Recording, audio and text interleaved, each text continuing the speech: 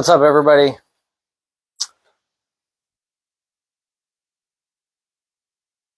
Good morning, good day, good afternoon, wherever you're at, whatever time it is. If you're not watching this live, I'm Shawn Lewis. Got Vic in the back fielding comments. Hello. We're Easy Street Billiards. Today's Thursday. What is it? The 17th of July? Yeah, I think The 16th of July. It's a good day to be alive. Anyways, today we are going to talk about, or I am going to talk about, and anyone that wants to make comments, please make a comment, ask me a question. Today we're going to talk about Fairmatch Fargo scenarios. Recently on our ESB Billiards stream group and just our live streams, we've been doing Fairmatch, medium Fairmatch matches. So there's going to be handicapping. So some of the matches are going to be close to even, giving up 1 or 2 game spot, which is similar to playing just another opponent that's of your skill level, where it's just an even match.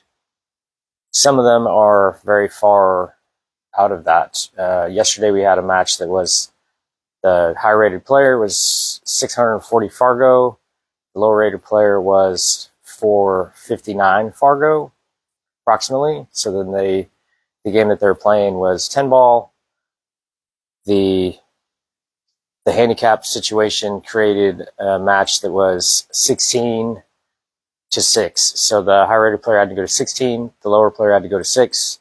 What I'm basically going to do here is talk about different scenarios that are going to come up and a couple different techniques and mindset type things that can help you succeed as either the better player giving up a spot or the low rated player taking the spot. Because definitely both players experienced a situation they were unfamiliar with, and there was definitely some drama and some tension that each player was experiencing through a little bit of unfamiliarity with the situation. So I'm going to just talk about what my observations were and a couple different things that I would say could be helpful for either or both players, and this could potentially work for, you know, anyone that's in any of these situations.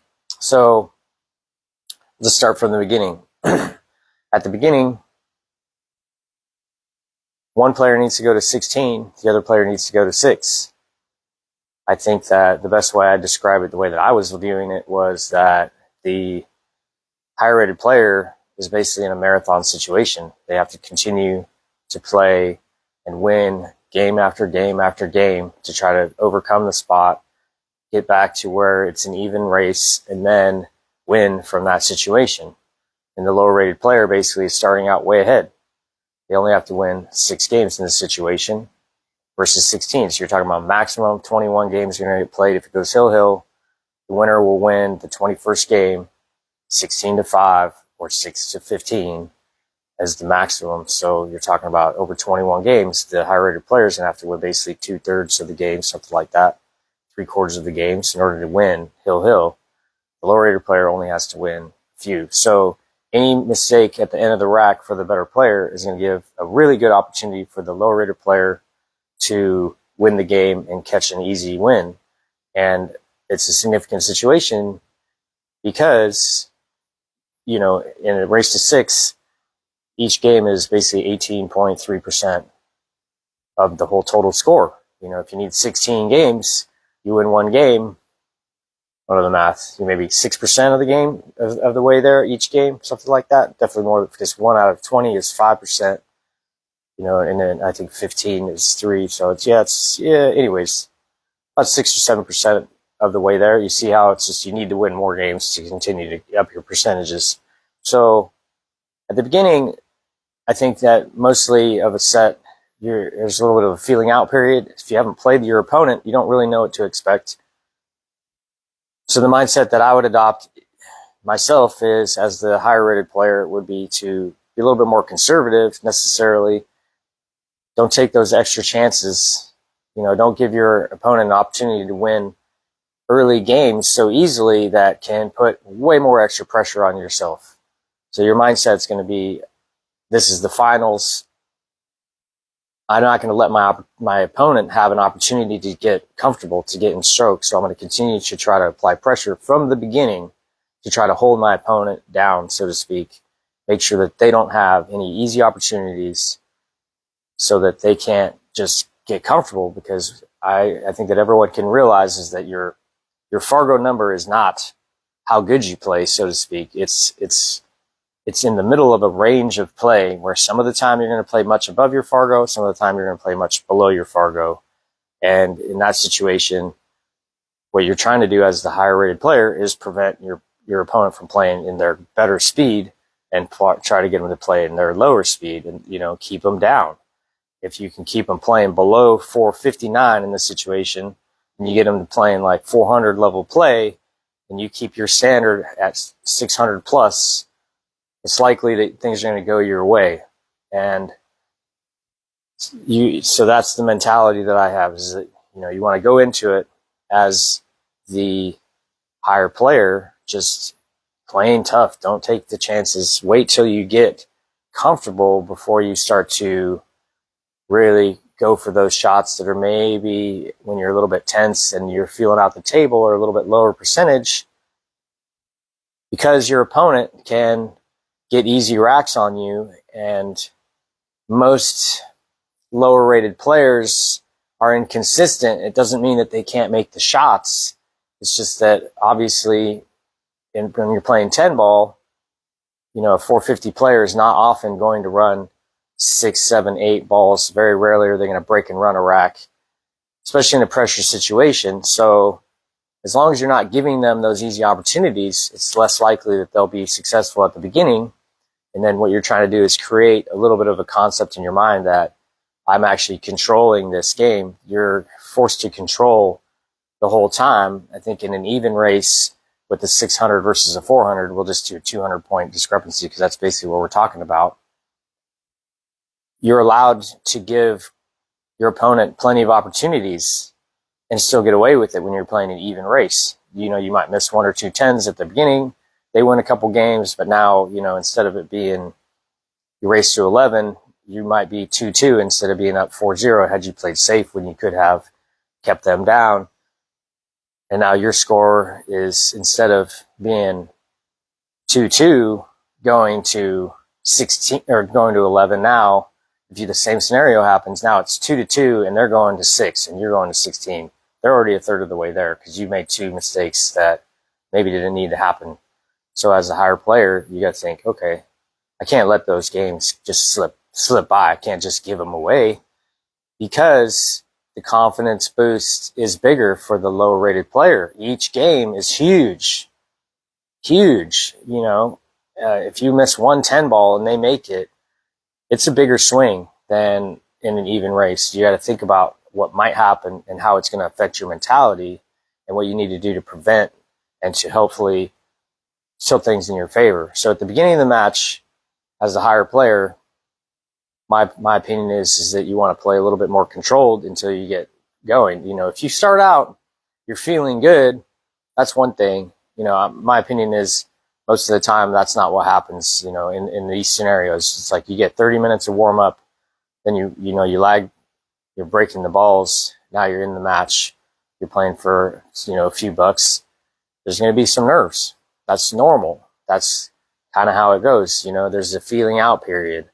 That feeling out period is not the time to gamble and get, a little bit froggy as the better player.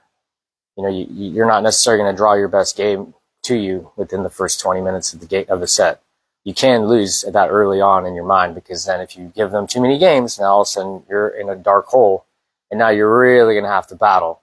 And even if you do come back from that, and I'll talk about this later, as it progresses, if you are in a deep hole, say they win 2 games and now it's 2-2 and you're going to 16 and they're going to 6. Now each game that you win, you're going to feel more pressure that whole time.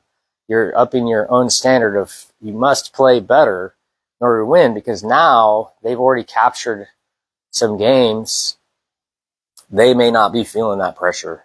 So at the beginning, like I said, the higher player got to play safe. Now as the lower player, your mentality to me should be that you're going to just recognize if your opponent is giving you easy opportunity, this is the moment where you can win from the very beginning almost, just by recognizing they're not necessarily going to be playing their best pool. The same thing applies for the lower player. You got to see that the better player is not always going to start out strong. They're not always going to be comfortable at the beginning. And you got to witness the fact that, and observe the fact that they may not be playing 600, 650 caliber pool at that moment. They could be actually just playing like a little bit like the way that you might play on your average day for a moment. However, if you let that moment slip, you got to expect they're going to up their level of play over time, especially through the middle of the match. Once you've put some time in, you start getting a feel for the table. You can see how your opponent is going to start playing better and better. So as a lower rated player, it's important for you to get out there and play as confidently as you can and shoot the confident shot and use your best process from the very beginning, which means when you go into the set, you got to have to decide, okay, this is my best process, and that my focus is going to be on the process. I'm not going to worry about the score. The score is going to take care of itself. It already took care of itself because we're in a handicap situation. All I have to do to win, to most likely win, is play at my speed, my average speed, and play potentially better than that through just keeping your mindset in that my best game is going to be enough to beat this guy very easily, actually. And that all I have to do is just play good pool, and that if I play good, then I can apply pressure to my opponent that I could not apply in an even race. I cannot apply that kind of pressure to my opponent in an even race because they know that towards the middle of the set, they are going to start winning more games because their top gear is higher than mine is for a longer period of time. Maybe not, like one game is one game, but over the course of 5 to 10 games, which is what we're talking about, the better player, the higher rated player, is typically going to play better than you can play for spans of time, and that's okay. That's part of the way it's supposed to be. That's the way the story and the narrative is supposed to just set the stage for the end of the set. So, like I said, at the beginning, you have to have already preloaded in your mind what your plan is going to be as the lower player. Go in there, no expectation, realizing that every game you win is huge, and that is actually going to put pressure on a better player that you could not regularly apply. And if you don't recognize that that's the case, then understand that that's the way it goes. If you go back, watch a couple of these Fairmatch sets, if you're going to get involved in this activity through ESB, because we're continuing to have these Fairmatch matches going, which is why this whole video is being created to try to help both the lower players and the higher rated players perform better and potentially get through it through just giving my observations. I've played a couple of these myself, and I kind of knew how it was going to go down, and it went down basically exactly the way that I thought, which is that as the better player, you're going to feel extreme pressure compared to what you'd normally face against this level of opponent, because it's not so much that you're playing your opponent anymore. You have to play yourself. You have to play your best pool. You have to play very controlled. You are not able to just freewheel and take chances that may not work out for you and just be like, oh, well, next rack, we got a long ways to go. You don't have a long ways to go. If you keep losing, you're going to be out. It's going to be, 6-5, and you're going to be done already. And it's like, you can't just let your opponent get these easy games on you as a better player. And as a lower rated player, the weaker player, you got to recognize that those are your opportunities. When your opponent misses and leaves you a 4-ball out, yeah, you might have to be like, okay, my average run in 10-ball and 9-foot table, maybe 3 to 4 balls. So I just need to perform to that level, and I'm going to beat this guy because I'm going to get a couple of these opportunities. And if I can play a good moving game, potentially, a solid moving game, and not take too many chances myself and take too many flyers and do too many things that maybe my worst game expresses itself as, then I can just win, So that's basically the way I look at the beginning of it. Now, as we move into the set, there's going to be 2 to 3 different scenarios that are going to come up. One, the weaker player is winning a few games, and now, maybe they're even ahead where you're up. If you're at 16-6, we'll just use this as the situation because I think this is pretty good. If you win the first 3 games somehow, maybe 3 out of the first 4 games, and now you're ahead 3-1, and they got to get 15 more games, and you need 3 more games. Now's the time to just sit back and realize that what you've been doing has been working, and that now there's extreme pressure on your opponent. And your main focus is just to continue to let that be a real thing. If you start taking flyers and you do, low percentage shots that are a little bit outside of your range, you're going to give your opponent an opportunity to get back in there and to catch up, and potentially get this lead going, and get back in the game. They got to win several games. Like if you're halfway there, they're going to 16, they have 1. They need to win 7 games just to get back to where you're back to the initial situation. But now in a 16-6, if you've got 3, they've got 1, they win 7 in a row. Now it's 8-3. You're basically back to square one. If at that situation, your mindset is that I'm losing as the person that has 3 and they have 8, that's not the right mindset. You got to be thinking, oh, well, he just finally caught up and now we're actually sitting back. We're still at neutral. The problem is that your opponent has had to win 7 games in a row just to get back to that point. It's not so easy. Most of these people have day jobs. You don't play pool all the time. You're not a professional player. You're not necessarily going to play 10 solid games in a row where you're just going to continue to just beat your opponent down and play good and just run out every single time. We're amateur pool players here mostly, So that being said, you got to just realize in your mind, it's like, this guy's not going to keep playing this standard of pool the whole time, winning every single game, not giving me any easy opportunities, not letting me have shots. That's not how it normally goes down. And if you expect that to be the thing that happens, you're putting yourself in the wrong mindset. As the lower player, the weaker player, you have to realize your opponent will make mistakes eventually. Maybe not as many as you would hope to have, but if they made as many as you'd hope to have, they wouldn't be so good that they're giving you that spot. You got to know they're going to play good, but they're not going to play perfect. If they do, then it's kudos to them. That's how you got to think of it. Like I'm just here to hope to get to take and maximize my few opportunities, my less opportunities than I would have against an equally skilled opponent to myself. Because I don't have to win as many games. I only have to take advantage of so many games to win, and eventually they will leave you, maybe they'll hook themselves on, a situation that happened yesterday. They were playing good, running out, all of a sudden hooked himself on the 8 ball, and now he's got the 8, 9, 10 on the table, and he's got to shoot a kick shot. And now there's only 3 balls on the table. As a 450 plus player, you're capable of making 3 shots in a row from anywhere. You got to believe, it's not like, maybe it's a bank shot and 2 tougher shots, but if you bear down and you play your best pool, you're going to be able to do that. That is accomplishable. You have to believe that, and you have to understand those situations will occur, and you be ready for that. So in your mind, set yourself up thinking that I'm just waiting for my opportunity. Maybe it doesn't come right away. I just have to sit here and be patient, realize that he's the one doing all the work. He's the one working. He's the one that has to run all these balls out. I just have to wait for my opportunities. I can be patient. At the end of the set, he's going to be more tired than I am. In order for him to get to 16 games, it's going to take 2 hours of him running balls to get all the way there. I'm not going to be the one running all these balls. All I have to do is just find these opportunities to run 3 and 4 balls, and then I can win games. I don't have to think I got to play as good as this player. That's not how it's set up. And as the higher player, the flip side, if you get down in the set, you're in it. You just have to be like, you know what?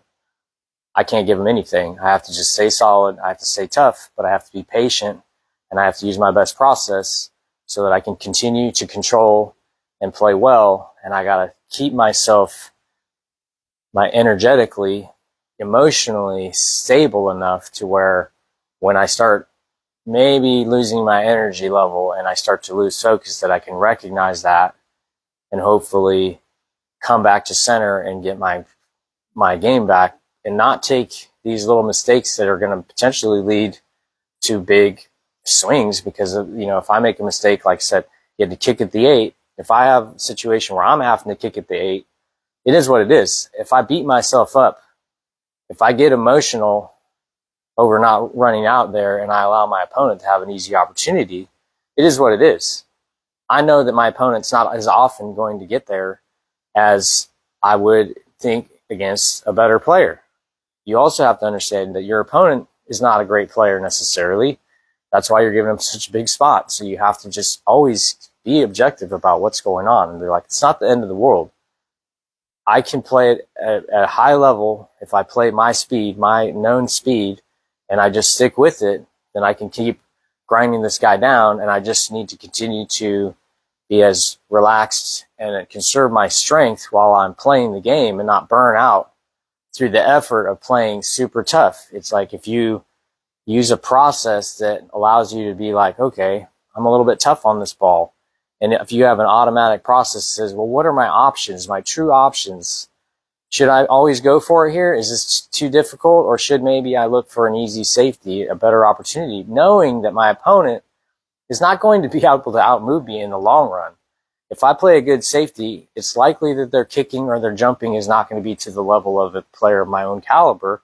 And I need to use that as a strength and use that as a tool so that I don't put so much pressure on myself to be successful by having to run out and shoot these tough, low percentage shots over and over again. Because you can make many of those. However, low percentage is low percentage. You know, they're not automatic. You will miss plenty of them. And that's the thing that you're trying to avoid, is making mistakes that are preventable. And a lot of that can be easier to emotionally deal with if your process allows for you to not have to run out every time, and allows yourself to not have to be like, okay, this is an open out, and then all of a sudden now I'm running a few balls and I hook myself or I leave myself tough, and I stick with that mindset where I have to get out. I have to get out. And if I don't, then I have this pressure. You don't have to get out. You need to control the game. The pool, 10 ball rotation, it doesn't matter what game you're playing. It's all about control. As long as you're maintaining control and you're doing your best to keep your opponent off balance and put him in situations that are difficult, then you're going to be okay. And it's not that you're going to just like leave them a shot that they can make, hoping that they miss it. It's not like that. You shoot the shot that you play against any good player with the expectation that hopefully, because they have a little bit of a lower Fargo, that they're not going to be able to execute at the level of a 700 Fargo, and allow that to be like, okay, well, I don't have to like play the best shot I've ever played to get to have another shot here. Maybe I just need to play a standard containment safe, and then expect that in the long run, they're going to give me more opportunities than another equally skilled player to myself. And that is actually what's probably going to happen. So you got to always, both sides, stay objective about what's going on. So then as we continue on, say, like for instance, the situation that happened yesterday is that the higher rated player caught a little bit of a gear, started being in control, won several games in a row, and actually had it set to where he had the spot had been eliminated, and now they're basically equal games. And at that point, it felt to me like what had happened was there's a little bit of fatigue going, because, once you've won 10, 11 games in a row, now you've been like, well, you've just basically like played a high level of pool and controlled someone and kept them down for like over an hour. And yeah, they made a few mistakes, but that's how it happens. But you're still feeling that pressure, because you are the one that has to be like, I can't let them have mistakes in your mind. I can't make mistakes, because if I make mistakes, my opponent will just win easy. And now all this work that I've done is just wasted. But that's not the truth. The truth is that you can just keep doing what you're doing. Don't look at the score. Don't think about the fact that you're getting closer to winning and that your opponent now is, further away. Let them think about that. Let them realize that now it's back to even, and that you now have to win 5 games and they have to win 5 games. Realize that their pressure that they're feeling is getting bigger, and that now is the time to just stay relaxed, stay calm, and just keep doing what you're doing. Even if your game falls off a little bit, if you're not playing to the high caliber and maybe you lose a little bit of focus, understand that that's what's going to happen. It's likely over the course of 2 hours that you're going to have moments and periods of time where your focus is not as good. You can focus heavily for an hour to 2 hours, 2 hours is kind of like the max for a normal human being to focus without having to take a break. And if you can't take a long enough break to reset yourself, like you can't really in pool, you can take 5 minutes to go to the bathroom. Maybe you get a smoke break, whatever. That might be enough to keep you manage your energy and get your focus back. But you're going to have these letdowns, and you just have to know that's part of the cycle of the way your human body works. That's what makes pool a really tough game, because you want to play your best pool and you have this max focus. It just doesn't happen. And you have to just understand that it's just working towards having more focus and all that. But also, you create a repeatable process, and now you don't need as much focus because more of it's been memorized, more of it's automatic. More of it just happens without you having to work so hard and think so hard and use so much energy, and it's more automated. That's what you're using as the better player, those skills, and the thing is that in these, in the handicap situation is your opponent is not having to work as hard as you because they don't have to win as many games. So they're going to have a little bit less fatigue. They're going to have more energy at the end of the set. They're potentially going to just realize that if they bear down and they focus hard, that they can actually win from here, even though you've won many, many games in a row, because it's likely you're going to get a little bit weak at some time, and they're going to have a little bit of opportunities. And then now the lower player can recognize, oh, he's tired now. This is my moment where now he's going to probably start giving me more opportunities where he wasn't for the last hour. But it will only last for so long. Understand that. It will only last for so long. Every pro will miss a ball. Every semi-pro will miss more balls than every pro. Every shortstop will miss more balls than either of those players, and that is what you are waiting for. You can't create out of thin air as the lower player. You just have to sit there and hope for your good opportunities and do the best you can with what happens, what you see in front of you, always, right?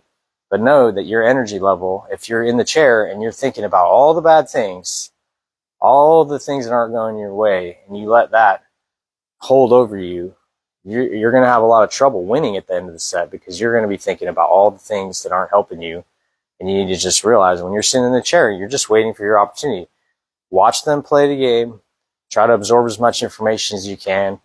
Watch to see their patterns and their behaviors, and enjoy it as much as you can, knowing that eventually they're going to miss. And if they are hard on themselves and they show emotion, that means that they're afraid, or that they're worried or concerned that maybe they're not going to win, and that you can use that as fuel for yourself to help yourself be a little bit more calm as you get into the end of the set. Now, as you move towards the end of the set, if one of the players is way ahead or the other one is way ahead, it's really tough to know. Like if you're the lower player and you're on the hill and the higher rated player needs 5, you might not get another shot that you really like for a while, because they're not going to give you anything. They will play and fight tooth and nail for every single ball. They may not take any chances. You can't expect them to fall apart just because you have a big lead, like maybe another player of your caliber might do if you had a big lead. This is not that situation. With that being said, it's the same thing. They will eventually make a mistake. You have to just be ready when it happens. If it happens, maybe it doesn't happen and they just beat you. It's all good. You just have to think, okay, well, I got to the hill. I'm on the hill. When my next opportunity comes, that's it. This is my moment. I have to just jump in there, and I have to accept the fact that I'm about to win. All I have to do is just realize that by thinking about all these different things, I'm not really helping myself. I just have to let that go and then see what it is, which is just one game at a time. The way you won the first game could be exactly the way you won the last game. You don't have to be emotionally charged to the same level just because it's hill. Every game is just equally important. It's just the way that we look at it through time is that we sort of value naturally the things that happen afterwards, not realizing that the things that happened at the beginning set us up for all of that. They're equally important. It's part of the whole chain of events. It doesn't happen where the end is more important than the beginning. It just so happens that the drama starts to build up because we've spent all this time working towards this last moment, and then we try to assign extra value to the final moment, not realizing that the build-up was the most important part of it. Otherwise, that wouldn't have happened. You can't take the last hill game and think that that's more important than the beginning, and that's because that's not really logical if you think about it. In order to get to the end, you have to win all these games, You know, and if you weren't taking it seriously at the beginning and you won all those games, then you can't take it seriously at the end and expect to win. Or, you know, you can actually, because that's how you got to the place that you were. The system was working. It'll continue to work. You just have to believe it. You know, however you got to the end is probably how you're going to win. You know, if you made 4-ball runouts because you're relaxed and you're calm and you're like playing a little bit free, if you can somehow summon that energy, your opponent will see that. Will be like, dang, this guy doesn't even care that we're at the hill. He's playing the same way that he was. You know, he knows that he's going to get his opportunities, and the better player is going to recognize that. So as the lower player, just stick with it. You know, it's set up to be close at the end. That's why you're getting so many games. You know, as the better player, you just got to hope that your stamina is there and that your focus is there, and that when it comes down to it, that you're going to make those last few balls and get into the end of the rack. So I think that's basically most of what I've had to say about that. I may have missed some things. Do you have any comments? Anybody watching? Yeah, B-Man Lane was watching, just Brian watching.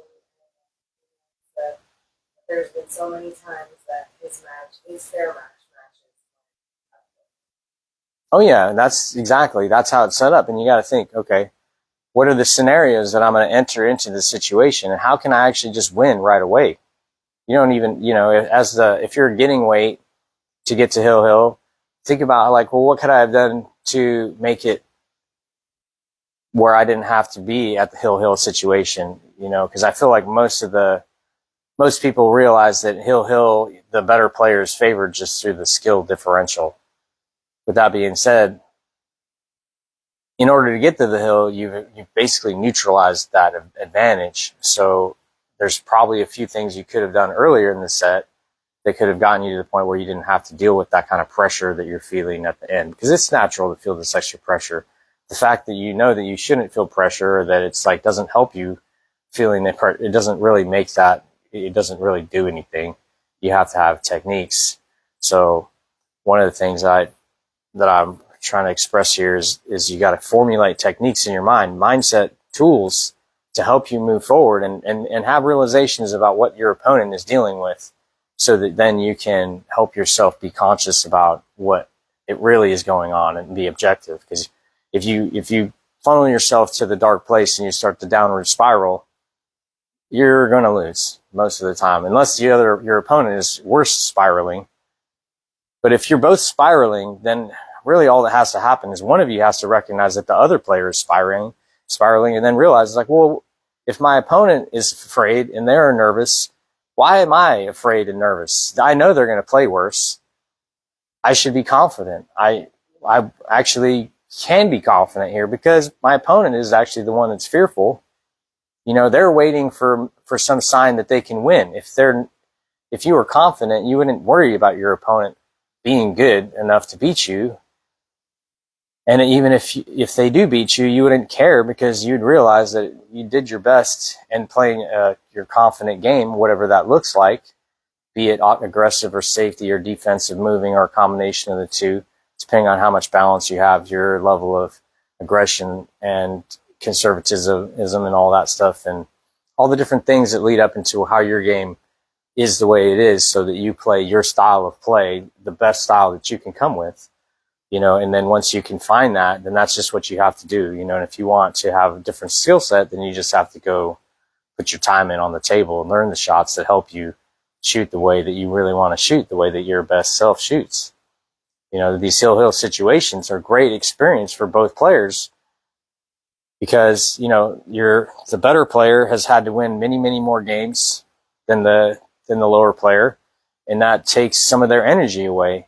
Or if you have the mindset as the higher player that, like, well, I got in stroke, I've eliminated the lead, you start building a resume of reasons why you're going to win. The same thing has to happen as the lower player. You have to build a set of like narratives that allow you to think, okay, I'm still in it. I got to the hill. He's feeling as much pressure as me, maybe more, because I think there's an ego thing where it's like if the better player loses to the weaker player, even with the spot, they've got all kinds of reasons to and excuses, you know, and to lose. You know, it's like, I didn't, I didn't want to give the guy the spot, in Fargo's BS or whatever. You agreed to do the thing. It doesn't, if you come up with reasons to lose, then that's unfortunate. My goal and my hope for everyone is that they come up with reasons to win, reasons to be comfortable, reasons to be relaxed, reasons to enter into the competition so they can learn and grow. And that's what this is all about, really, is just helping people understand from all the different situations that occur in these fair match scenarios, which you have to understand these fair match scenarios are going to continue to happen. It's not going to be, these capped events are not going to be around forever because there's so much rampant sandbagging now that people are sneaking in and all that stuff. And my opinion is that inevitably those are going to be not necessarily eliminated completely, but they're going to be slowly replaced by more fair match scenarios so that more people can get involved, and that people that actually do want to get better in a fair match scenario, you're going to play against a higher caliber player, and there's so much upside to your growth in pool by doing that. Yeah, you might beat them, but you're also going to learn, and you're also going to see what it takes to beat you actually even pretty easily, where they're going to beat you even most of the time. Like you will not have won the set. It will be over.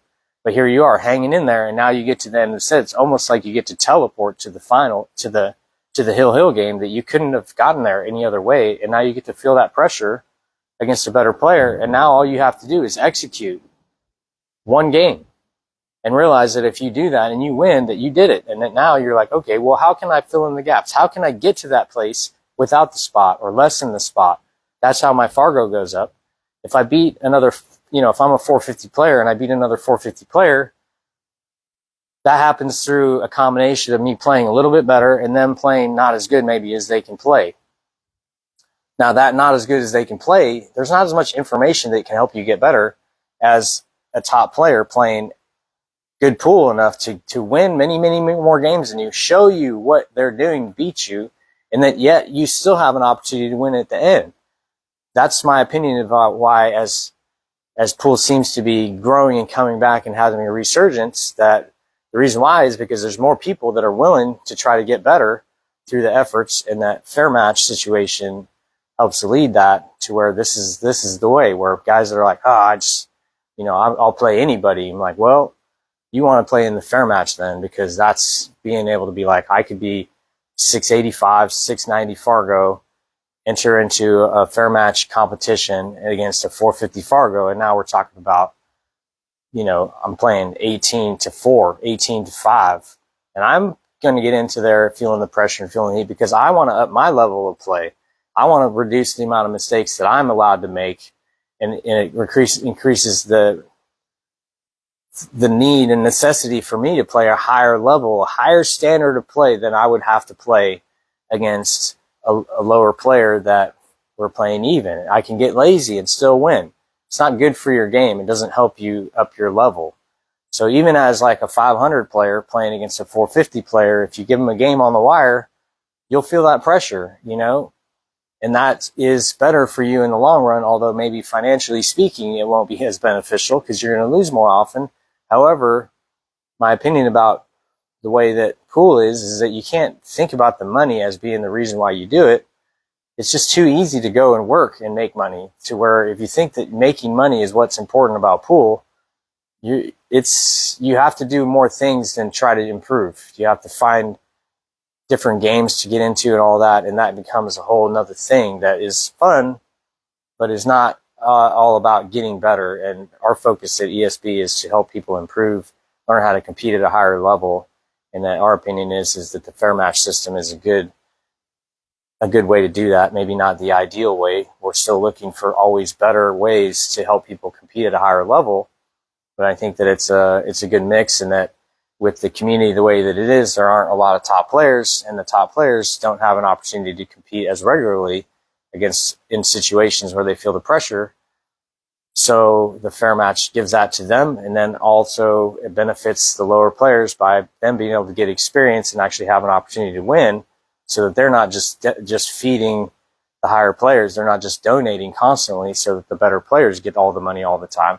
Now they will be able to get some of it back. And then now if you're improving and you're kind of underrated because you put in your time in and your Fargo is going up, meaning that your performance rating, your situational rating over the course of the last 6 to 12 months might be quite a bit higher, substantially higher than it was, than the paper number shows. And that's all worked in. It's like, well, I have a 687 Fargo right now. Situationally, my rating over the last 12 months is like around 700. If you look at the last 6 months, it's like 715. That doesn't mean that I'm a 715 Fargo player. It just means that over the last 6 months, that's the caliber of play that I've been at. And you as a 450, 500 player, if you put in your time and you practice every day and you do the work, your situational Fargo may be 50 points higher than your actual Fargo. Now you enter into one of these medium Fairmatch situations and you're thinking, oh, well, you have an advantage because it's easier to play 50 points over your speed at 500 than it is to play 50 points over your speed at 700. You have to play. It's just as you get higher, the number it's more difficult to achieve. The higher level of play, you lose one game and all of a sudden your Fargo's going down. I have to win, 75 to 80% of the games against a 500 Fargo player just to keep my Fargo where it is, not even to increase it. If you were to win 2 to 3 games against my 8 games, your Fargo is going to go up because your performance against my is such that it's that way. And you got to see, that the Fairmatch is a good way to test yourself and not put yourself in danger financially, and hopefully you have a few dollars that you want to put in play because it helps you feel the pressure. Playing for free or for fun against a good player, you're not going to get their best game and you're not necessarily going to play your best game. I'm not saying it's not beneficial. Of course it's beneficial. Even if I'm playing lazy pool against a guy that's 500, they're probably going to benefit just through watching my overall average game because I'm going to be in practice mode. I'm going to be working on things that I wouldn't be doing when I'm playing in a challenge match or a match that I need to win because I'm trying to improve, and that means that I'm going to experiment and do things that I know consciously are lower percentage. But my goal is to increase the percentages of those situations, and the only way to do that is by trying to do that, actually getting out there and shooting those shots. And then that's the same thing that you're going to be doing as a lower player. Is that you're going to be shooting shots that are a little outside of your range because you're trying to get experience with those shots and shooting them against an opponent that is a higher level skill than you. And when you're playing in a challenge match or a money match or a tournament, you shouldn't be experimenting. You should be mostly shooting shots you know how to do. Your focus is going to be on understanding what your true percentages are and maximizing those situations as much as you can. That is the skill of the tournament, the skill of these gambling matches, is not just shooting the shot that you want to shoot because you're trying to get better. The goal is to win. You sign that contract, the social contract of entering into a competition with the goal of winning. If you're doing that and that's the spirit of it, you're not shooting shots that you shouldn't shoot. You're not going for things that you don't know how to do. You're not doing any of these things that lower your percentages. The whole game is shooting your higher percentage shots so that you can win the most games possible through control, through intelligent play, through strategy. When you're practicing, you are expanding your skill set. You're making your game better so that then when you're competing, you can use your increased percentages to help you leverage more wins. It's not the same thing. You got to understand that practice play and, competitive play is not the same. So if you're competing by just playing for fun, it's a different mindset.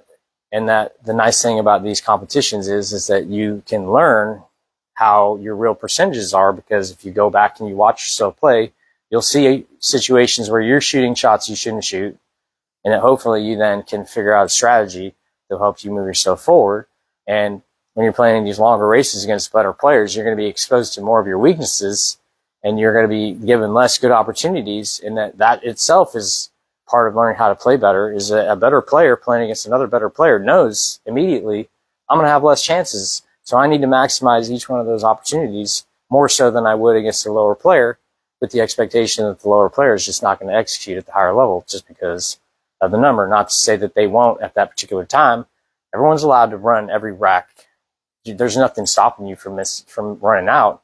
You just don't do it because your skill level on average will not allow you to just continue to win and make every single shot. If you had that skill level, your Fargo would be higher. It's just one of those things. But as you get better, your percentages get better. And then if you use those percentages properly, then you will win more. You don't have to necessarily increase your skill set. You just have to use it more effectively, if that makes sense. Do we have anybody else? What time is it? 10 minutes. What can we talk about for 10 minutes? Well, let's go to the phone. I have a million things, actually. So the Fairmatch scenarios. Okay. Here's one. This is a good one. When you're feeling, this is kind of just talking about fear a little bit. I think that fear enters into the minds and hearts of plenty of players, most players, probably all players, once in a while at least. And that once you start observing how it works in yourself, then you can come up with techniques. So one of the things that is a clear indication that you're feeling fear is that you're not willing to take emotional risks when you're playing pool that you would take if you were comfortable.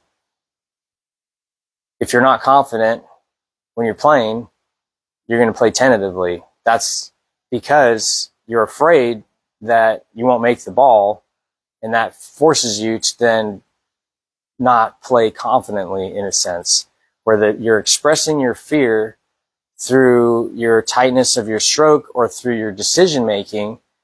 And once you can see that's what's happening, then you realize is that what I should do to advance myself is recognize that I am feeling fear because my decision making or my tension is expressing itself, and that expression is fear.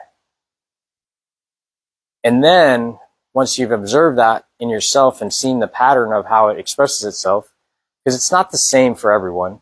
Some people are afraid to play safe because they don't want to be looked at as whatever it is, as a sign of weakness, or they just don't have the skill set and they don't want to just leave the ball in the jaws when you play safe and it leaks out and now they have an easy shot.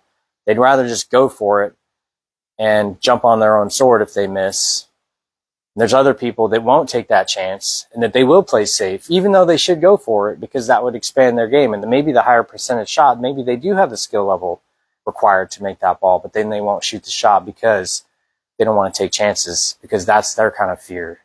Everyone has different fear, right? It's not the same for everyone. We have all these different fears that exist for the group of humanity.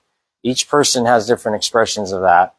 Part of the growth of the game is to understand how your fear expresses itself in your own game, and then you have to attack it. You have to decide, okay, this is where my fear is. So when I'm in these scenarios, I'm going to create a technique that will allow me to push through that fear over time and then have it eliminated from my game and from my life, so to speak. Because as you learn how to be more fearless, your game will advance. I think that it's easy to see that when you're not confident, which is sort of an expression of fear, because if you didn't care or whatever, then you would be more naturally inclined to play well because you're there to play well. You're not there to play tense. You're not there to play angry. You're not there to play. You want to enjoy the game, and if you're expressing all these negative emotions, most of those are rooted in fear. There's, like anger a lot of times is a fear of the fact that you're not being heard, or that your expectation of what's going to happen is different than what does happen, and now you're angry about it because you felt like it should have happened. You create an assumption that certain things are going to happen, and when they don't, you're mad about it, and that's a fear that things won't work out for you. So now you express it instead of, being in a fight or flight. It's like a fight or flight thing. Anger is a fight mechanism. It's not a flight mechanism. Some people have the flight mechanism. They don't get angry. They get afraid. They get tentative, So you just got to, like I said, you got to think about how the fear that you feel expresses itself in your game, and realizes that you have to take those emotional risks and see that it doesn't actually matter. Your fear is preventing you from doing something that no one else cares about but you.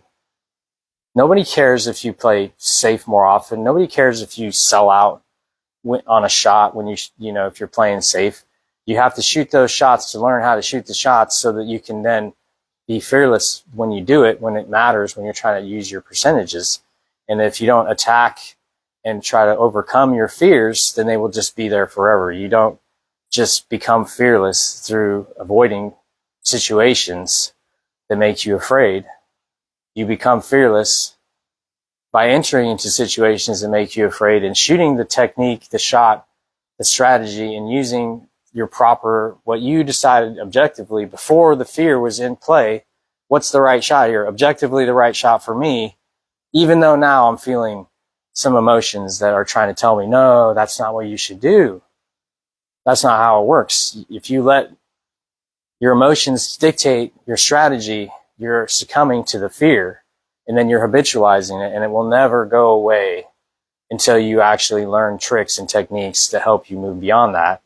And part of the reason why pool is a great game is that you can sign up for a tournament, you can sign up for one of these fair matches, and you get to feel your fear. You get to face it and you don't have to really go anywhere. You don't have to jump out of a plane and overcome that fear. You can just sign up for a tournament for $20, and then now you get to play me, and you're afraid that I'm going to win, and that prevents you from playing your best pool. And all you have to do is recognize that the reason why you're not playing your best pool is not have anything to do with me, but it has to do with your perspective of playing against a great player, thinking that it matters what happens when the default is that you're going to lose because I'm better than you probably.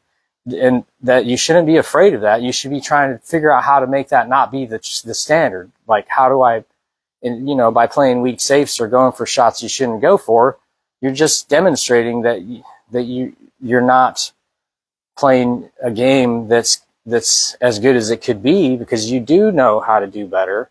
It's just that you're afraid, or you have some reason emotionally to not do the shot that you might be able to do. So being able to recognize your fear when it expresses itself and eliminate it and find techniques is a huge part of the game. And just the first part of it is just observing.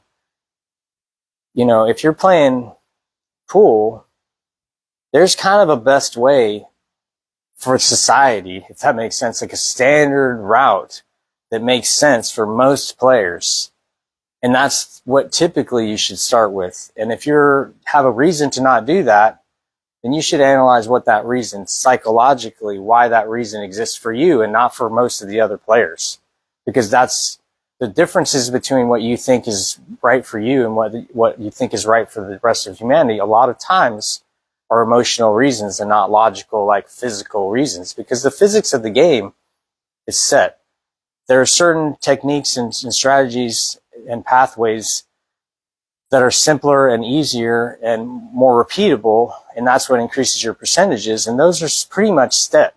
Now, if you increase your skill set in banking or your stroke so that you have a better controlled draw, or your shot making is better because you focus on that, then that changes your percentages.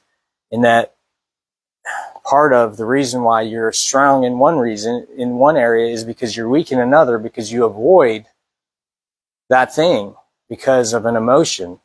Because I think that in pool, it's obvious to see that the most balanced players are the ones that win more, because they have more tools to use in more situations so that they're less uncomfortable and more comfortable as a result, because they have more options.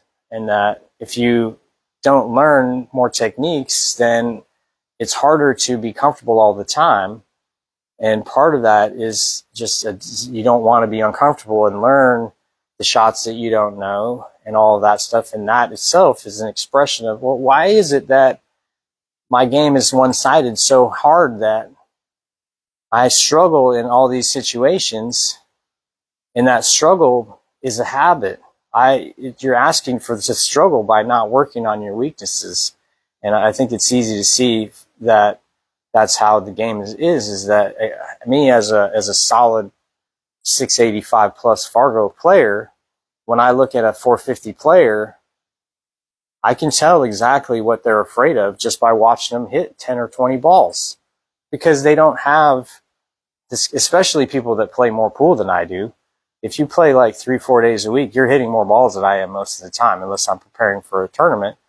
And all of those shots that you shoot, if you're just constantly working on your strengths, yeah, you'll get better. The thing with pool is that you can't put yourself in those situations on purpose all the time, and that you have to shoot anyways. So then, well, if you want to be a more successful player, you have to attack your weaknesses more so than enhance your strengths up to a point at which now your weaknesses are not actually hurting you, where you can get by with what you've got. And if you don't work hard enough at the game to get by with what you've got and then find a way to funnel everything to your strength, then that's your project, you know, and that will then, you'll be surprised at how less fear you have when you know more of what to do all the time. Where when I come to the table, I'm not particularly afraid of anything because I have good kicking, good banking, good cue ball control, good shot making, and I have good understanding of strategy. I know how to play defensively. I know how to play aggressively. I know how to play against my opponent of different skill levels. You know, I'm working towards advancing my offensive game so that I can compete at a higher level against top pros, which their offense is so strong that they can continue to run the balls. And that's the goal. The thing is that even they have to have a moving game. Even they have to play safe sometimes, because you don't always get a shot. You know, sometimes the balls are tough and you have to do something smart. You can't just fire your way through it, you know, and that they have learned how to have a balanced game, and that they learn how to attack better, and that works for them.